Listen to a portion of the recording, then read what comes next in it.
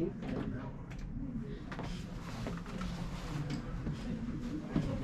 All right. As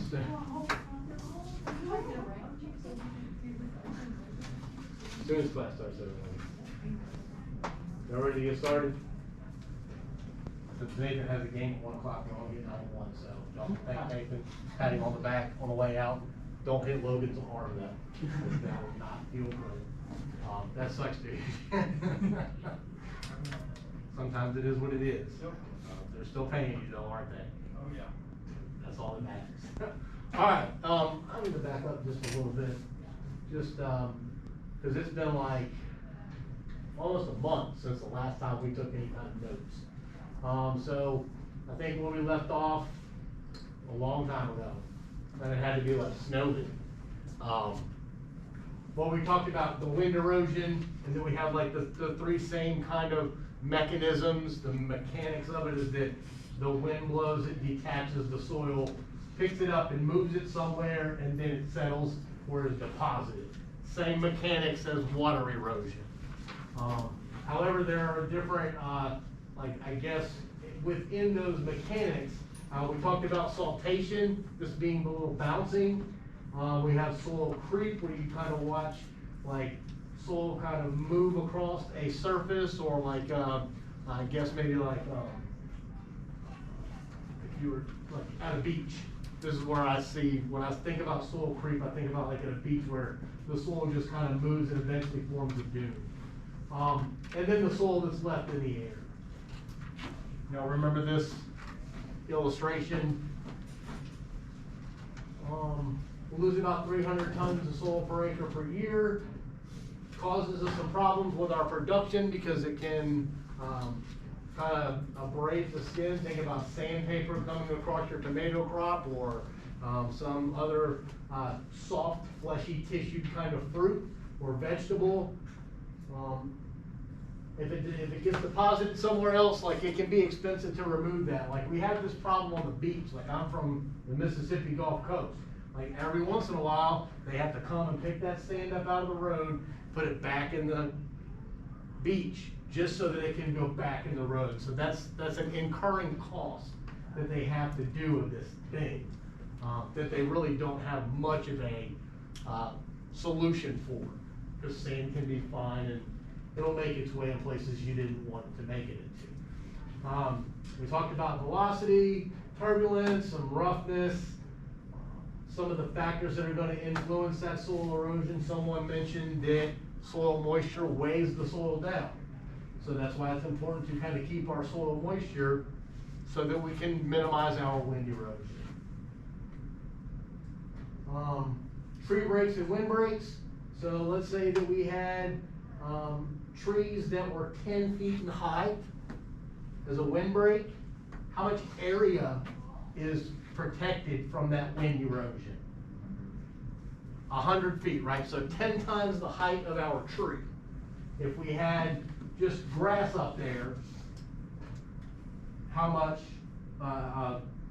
5-foot grass span, about how much would we have protection? Yeah. 5 times the height. So 25 to 35 times the height, right? Just try that home. The taller your trees, the bigger area that you have to protection from that wind. All right, so I think this is going to be kind of our transition from the things that we do in the soil. This is our last kind of, we've been over terraces and we know about contour farming, and we've had some discussions and some presentations about some different practices that we can do to minimize some of this soil runoff, and I was only left with the soil portion of this class. It's called soil and water conservation, but there was no water conservation left for me.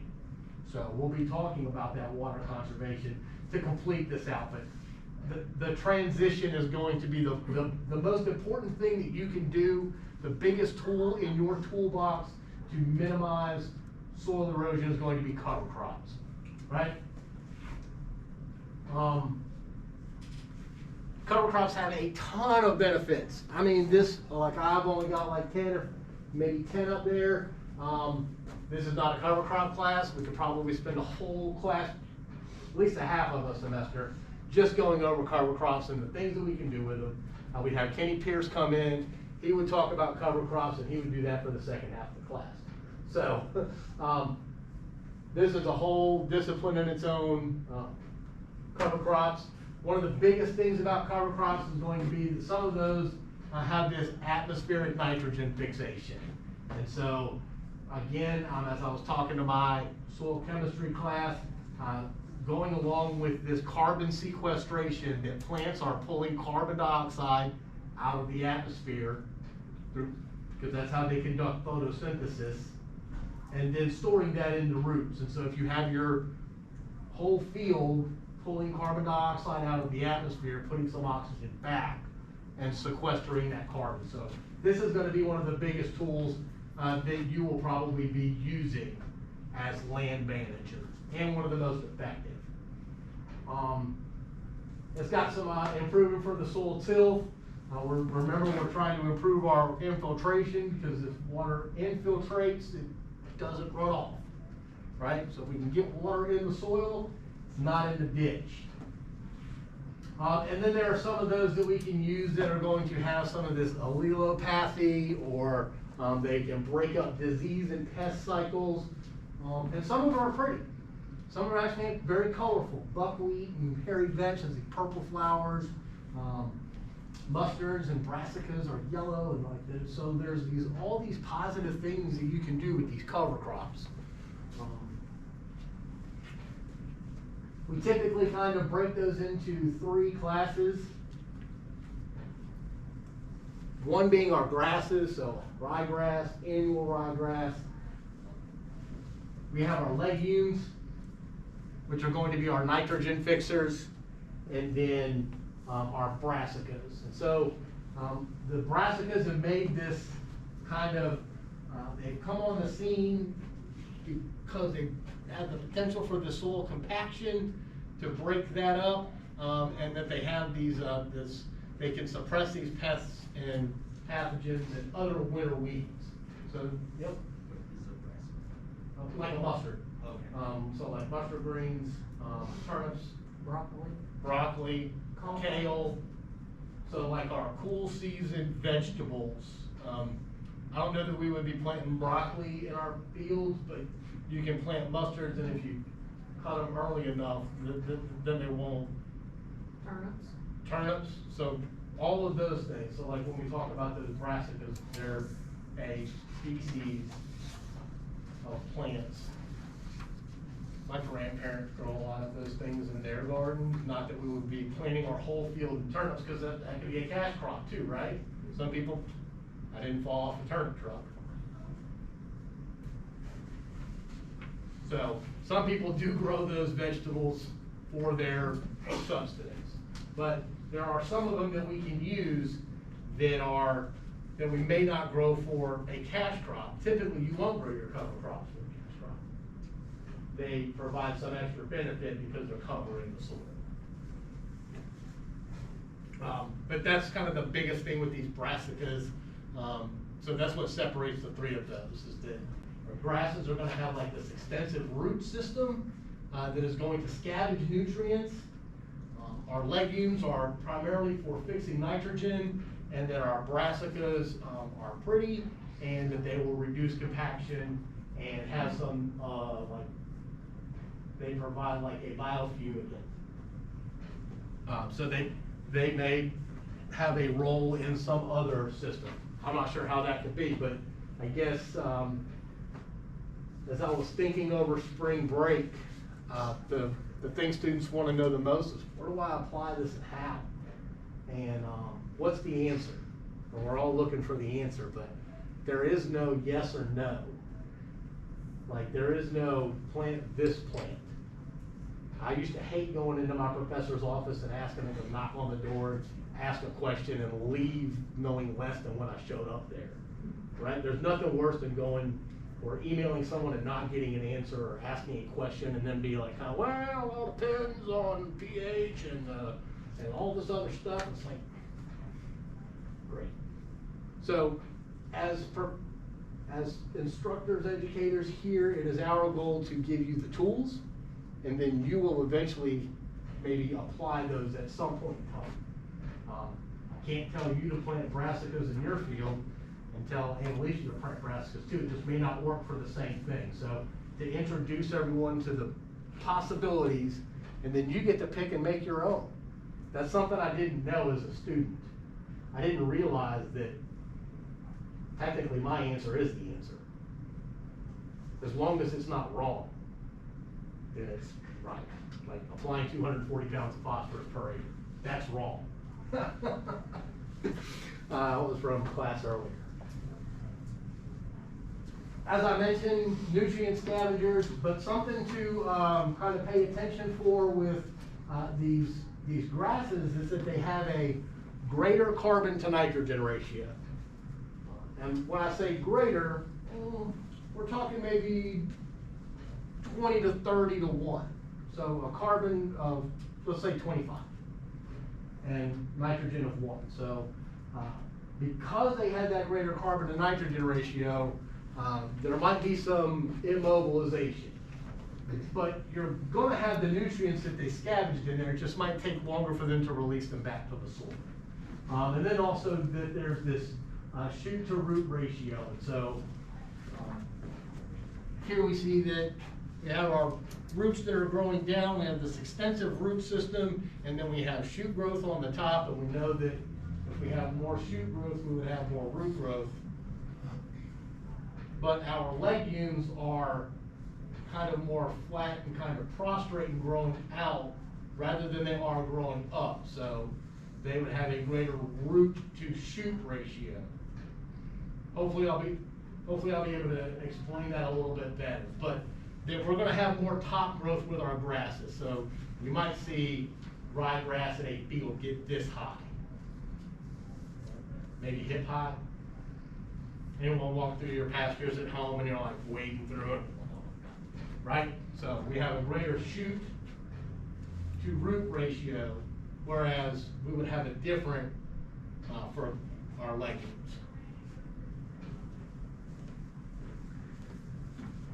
Also that we have a lower carbon to nitrogen ratio, and so our carbon to nitrogen ratio is going to be important for releasing those nutrients sooner. Like the material will break down easier. The microbes don't need a lot of energy in order to decompose this. Think about the difference between a corn stalk and, let's say, a 4-leaf clover. Big difference in the two. Like one is like soft and velvety and kind of, it's easy to tear apart. It takes a long time to tear apart a corn stalk. Like it takes a minute, right? It's just the way that the plant is made up, the way it grows. So having an understanding of what your plant material is can give you an understanding of how well that's going to decompose. Just a couple of pictures of some popular legumes that are kind of popular in the market today. Racine clover's making kind of a surgence in the market. Crimson clover, hairy vetch is kind of a standby. This is like our mainstay. We've got this trellisy kind of growth pattern. It might grow up to about here. It's easy to walk through, and it covers the ground, but still allows some rainfall to get through. So just to kind of see these, you might see these around the roadside before they cut. I don't know how y'all cut in Tennessee. I don't know how you cut in Tennessee, but typically in Mississippi, they cut when they start seeing crimson clover come out. That's their cue to mow the field. So they mow the right of ways, like on the sides of the road. And so they'll do that like twice a year. And then finally our brassicas. This is a tillage radish. And so these are, especially this tillage radish is kind of making its way onto the scene because it kind of burrows into the soil like a carrot. Basically, it grows below the soil. And so when that radish decomposes, there's a hole left there. And if there's a hole left, then water can fill that hole up. And if you have a whole bunch of those little holes all over your field, you at least increase the potential for more water staying on your field rather than leaving out. You got all these little holes. So it's gonna fill up a little bit more, and that increases some infiltration. Also, that these radishes are growing down, and like, as they grow, they are expanding, and when they expand, they push that soil and break it a little bit, and it cracks some, and you have another radish on the other side pushing. So now you have 2 or 3 of these radishes in this close vicinity, and they're all pushing and pressuring against the soil, and that just kind of breaks it up just a little bit.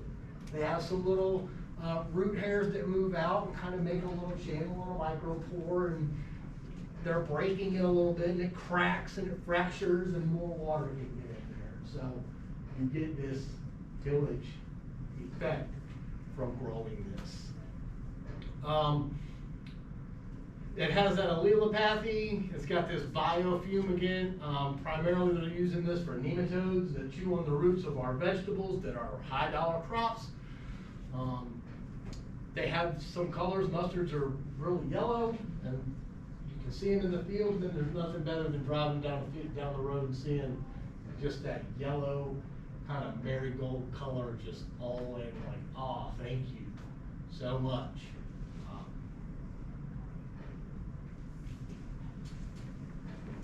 This is also very nice for me to see as well, that we have this mixture, we have this biodiversity, and if you plant them in the right, you can get into mixes of which one you want to do and what the ratios are. That stuff's kind of boring. You're going to buy a pack, it's going to have a mixture, and you're going to put it out there because we're just trying to keep our soil covered. So, not necessarily that we're too big on what the ratio is. There's some scientist somewhere else who's determined that. They've done the research on it, and they tell the seed company, put 25, 50, and 25 in there, and you buy it.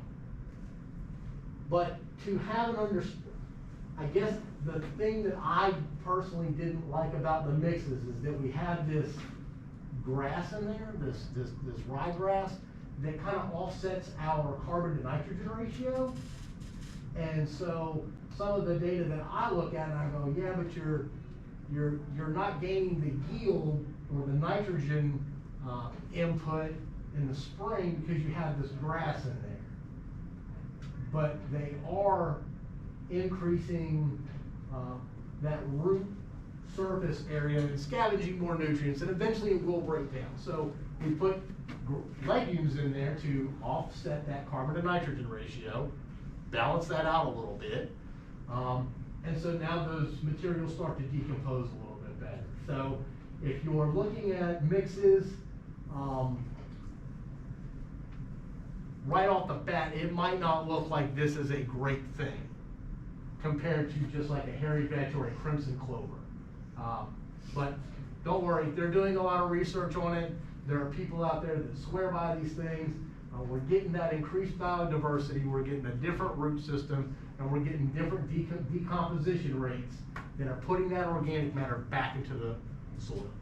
So I take this kind of with a grain of salt, do a little bit of research, but for the most part, when you're at a company or a organization and you say, we're gonna do this mix, you'll typically pick about 3 options, try and pick the best one for you, for your situation, and just go with it. I would encourage you not to overthink that. It drives me crazy when I overthink it. So don't drive yourself crazy. Trust the science, pick 1 or 2 that you like, and just go with it. Maybe go for color, maybe go for nitrogen, it all depends on what your goal is. Which is on the next slide. So what is the goal that we're trying to do? I don't know. Each situation is going to be different, but that's the first step that you should address. What am I trying to achieve with planting this cover crop? Yeah, we know we're trying to keep our soil from eroding and increase infiltration, but what are some of the other benefits that I'm trying to get out of this? The timing. When do you plant it? It's going to vary by ecoregion, or pretty much just the region. Like in Mississippi, we try and plant right after. Sometimes we can get away with it because we don't have very many cold days in a row. So we can plant our cover crops a little bit later, but here in Tennessee, it's like September because it gets cold in December and we're gonna get that first snap. So there's a growth habit that goes with it, and you need to be aware of what your weather patterns are so that you don't basically spend a whole bunch of money to put a crop out that dies before it does what it's supposed to do. There's going to be some equipment that you're going to need for that, and then we should always be keeping records to find out what we did, when we did it, how we did it, why we did it, and what the effect of that was.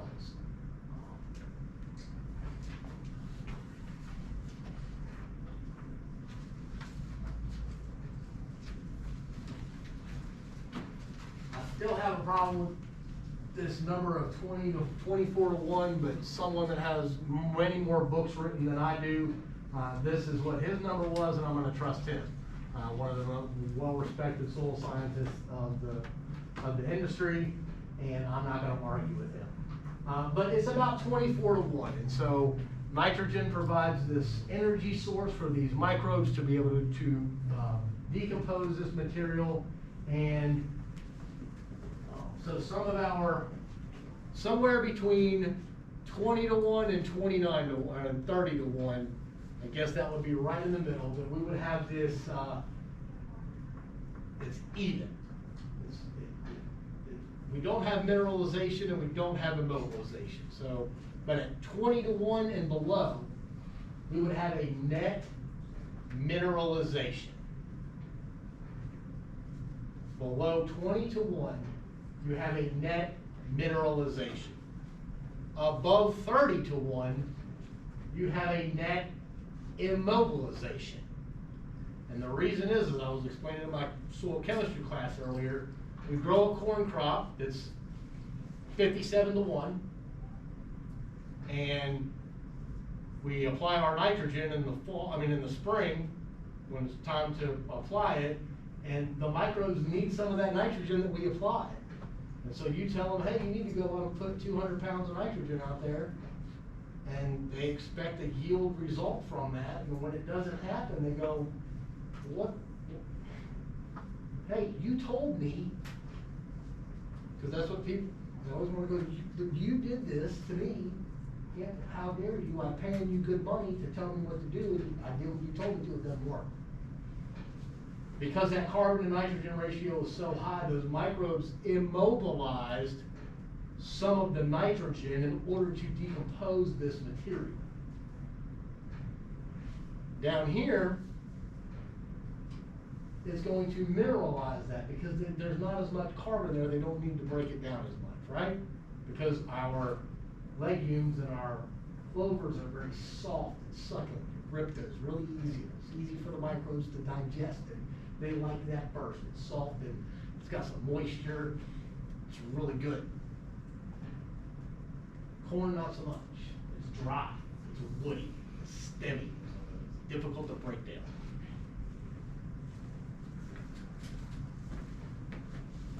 So those cover crops are going to scavenge the soil over the winter, and when we terminate them in the spring, they're going to add them back to the soil at some decomposition rate based on a carbon to nitrogen ratio, or a carbon to phosphorus ratio, or carbon to sulfur.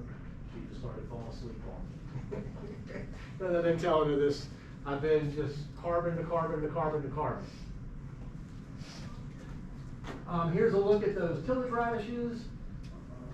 I don't trust this picture. Those are really clean. I don't know how you got those that clean. Because if you've been buried under soil for a whole growing season, unless you use some bleach, I don't know. But anyhow, this is the concept of what those tillage radishes do. So we have this long tap root that actually gets down and starts to break this pan up. And if we break the pan a little bit, we get some water infiltration, and that's going to improve infiltration and reduce runoff.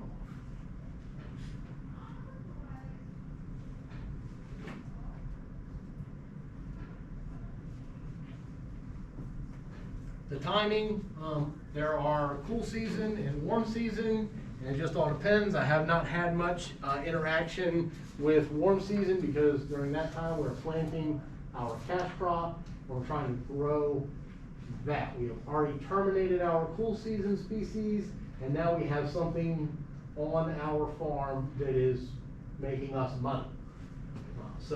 But there are options for warm season depending on whatever your cash crop is. Again, I don't know what your situation is going to look like in 4 years.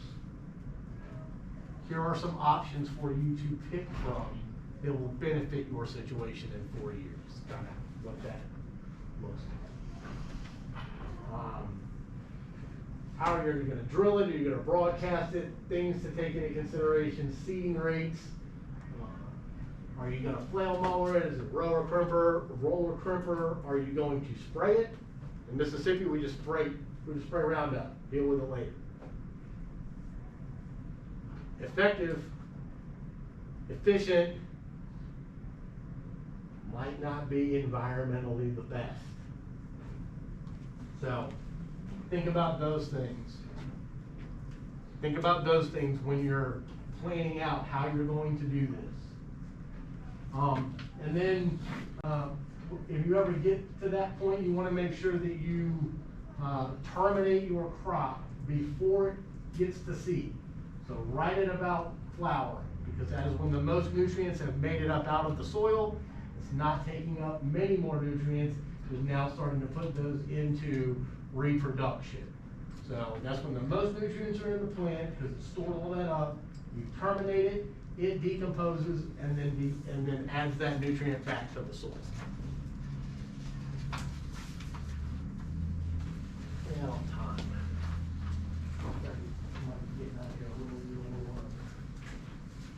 All right. Something that I was thinking about over spring break is this concept of nutrient removal through our crop. I'm not sure that has been, I don't know that it's been discussed or taught in any other classes. No? No? All right. So we're going to do just a basic example. It's not a very difficult thing to do, but it is important when you're starting to do like nutrient budgets. You can start to calculate how much you inputted, how much you took out, what's left in the soil, and that means that if it's not in the crop and it's not in the soil, it's in the water. And if I know on my field that I'm doing the best that I got going on, the EPA comes and I've got documentation, guess what the EPA does? They leave me alone, which is the whole goal, is to have the EPA not be on your farm asking you a bunch of questions that you don't have the answer to. So, basically the calculation is, it's a pretty simple calculation.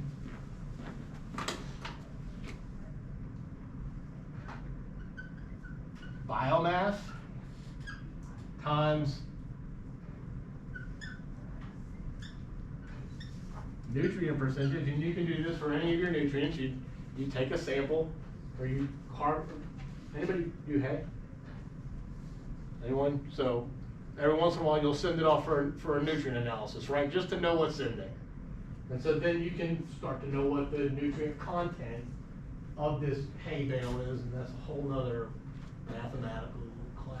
Dr. Fenwald, oranges, and animal feeds.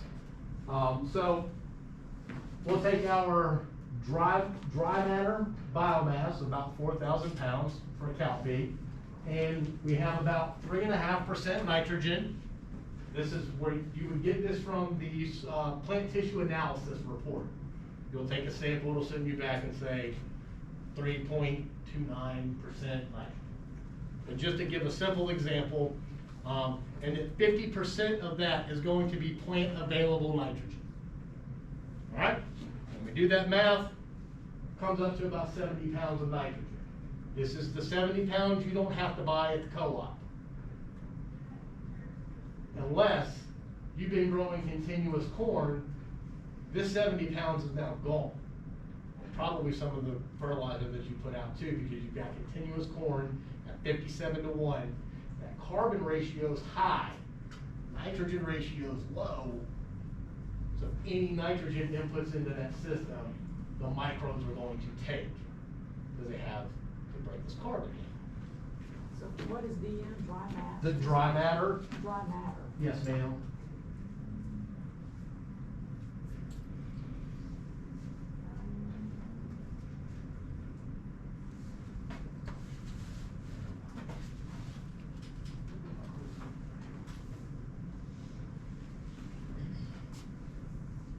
So here is a table, and I've given you some opportunities to practice some of this math.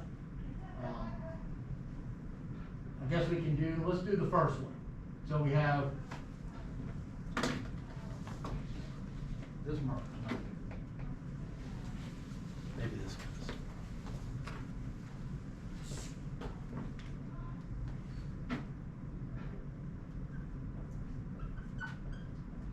8,237 pounds of dry matter per acre.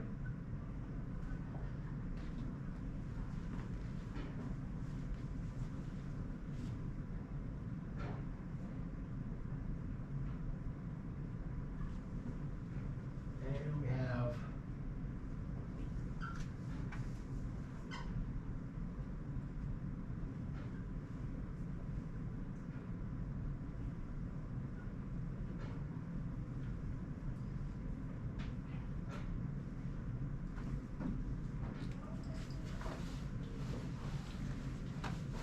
phone is recording, so can't use my calculator. Anybody have a number for me? 66.3. 66.3? Is that what everyone else got?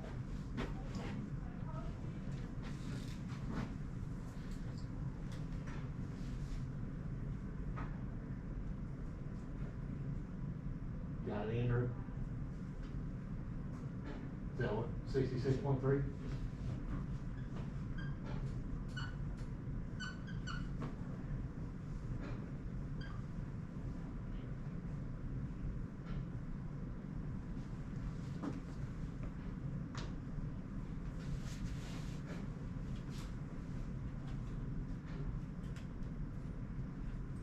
Makes sense. Do we need to do another one?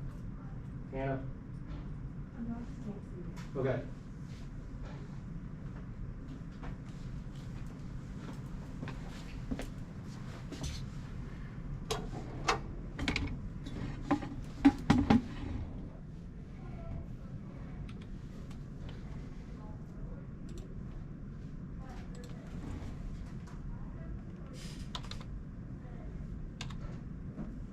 What was it? 82.37.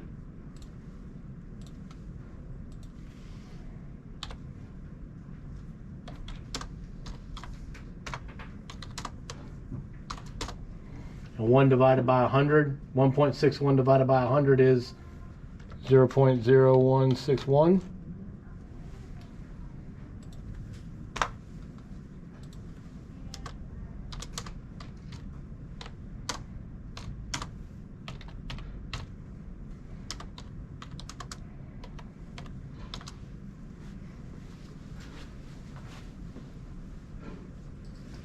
What do you have written under the 0.5 pound on the board? For 1 pound of dry matter. Okay.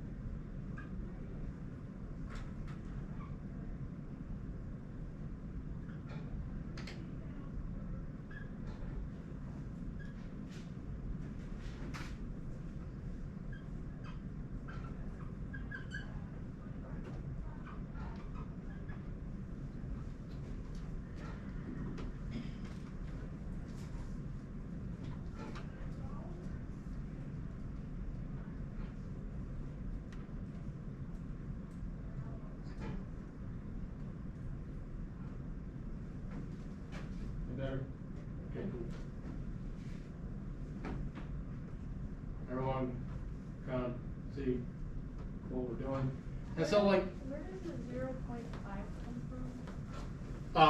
that's how much plant available in. They just kind of said that half of the nitrogen that's in there is going to be like eventually be plant available. So like mineralized ammonification, nitrification. Did y'all stomach start to turn a little bit when I started going through? So that is going through because it's in an organic form once it starts to decompose, and so those microbes have to go through aeronization, mineralization, nitrification, that whole process. And so they just basically said about half of what is there is going to undergo it, because the microbes are still gonna need some of this to break down the carbon material that is from this 82 to 37 pounds.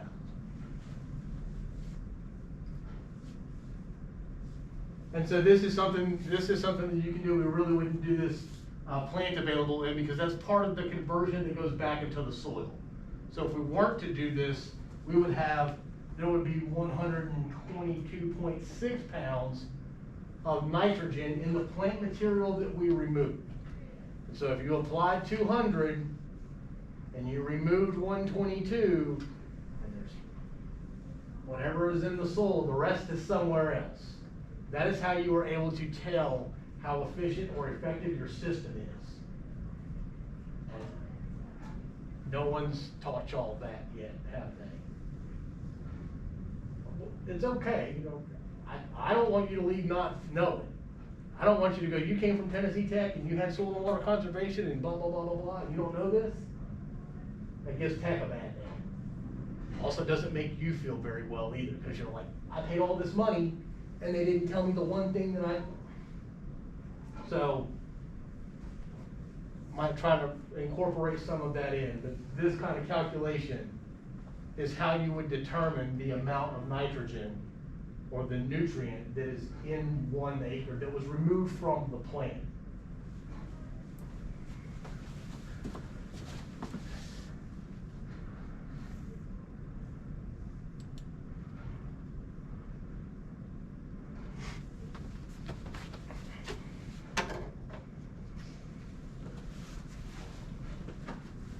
Just because these pictures are just, this kind of breaks it all down. It kind of gives you just an idea of some of the things that you can, some of the more common cover crops that you would probably use.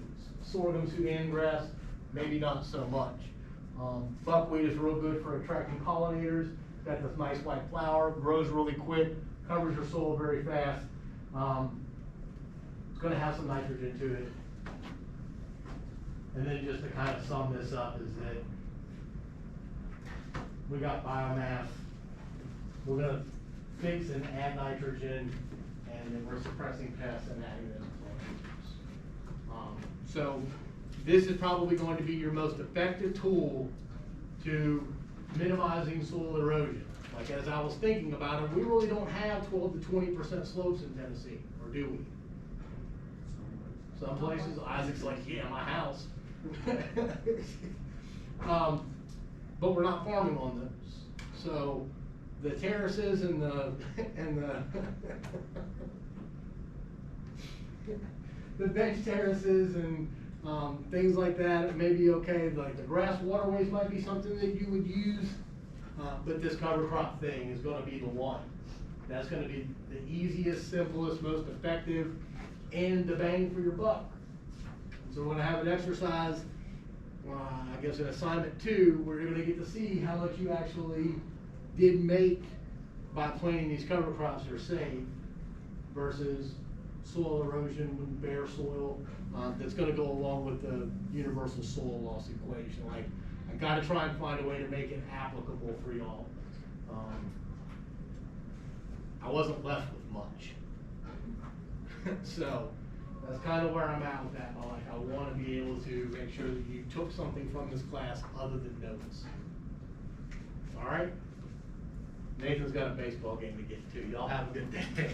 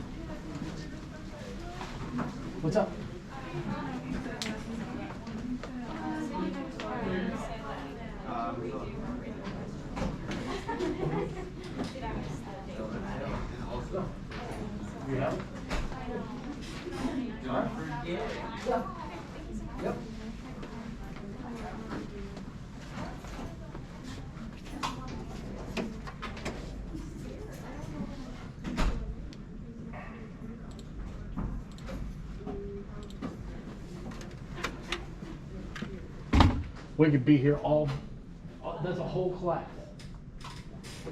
Easily. And they're just.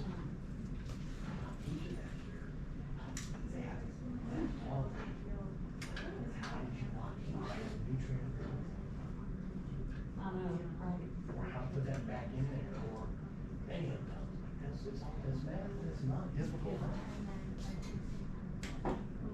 They hear math and they go, oh, can't do it. Yes, you can. And here's why you need it. I have a question. Sure. Did I miss not doing something? Because I got this email. No. I didn't read, this is all I got. No, it hasn't been, there's nothing to do for Roswell 3. Okay. It had, there's a, yeah, and then you get students like that that are going, oh my God, I get it all the time, they go, I got a 0 for module 3, I'm like, we're still halfway through module 2.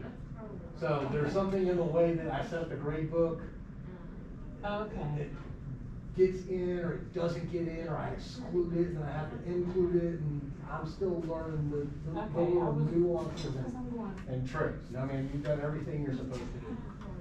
Good. What's that, Brad? Would you happen to know of any employment opportunities? For Anything? the summer? Yeah.